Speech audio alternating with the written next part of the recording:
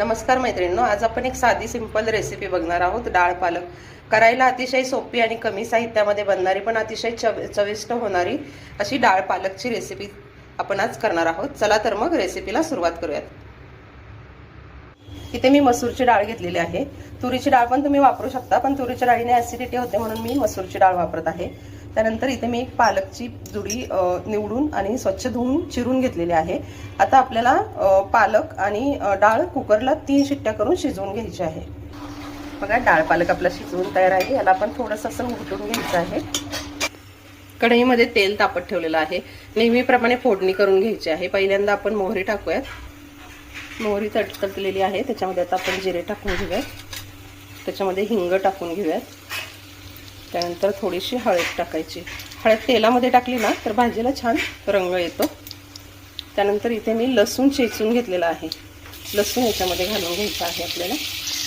असा लसूण चांगला लालसर होऊन द्यायचा आणि मग त्याच्यामध्ये आपल्याला कांदा घालून घ्यायचा आहे। एक कांदा मी बारीक चिरून घेतलेला होता, तो पण आता आपण छान परतून घेऊया।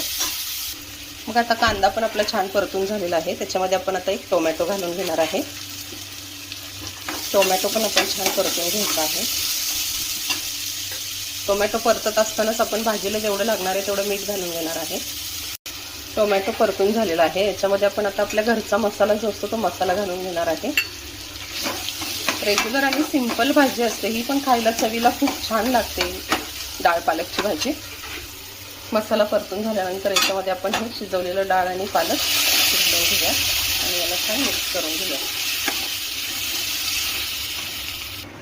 बघा किती छान कलर आलाय भाजीला।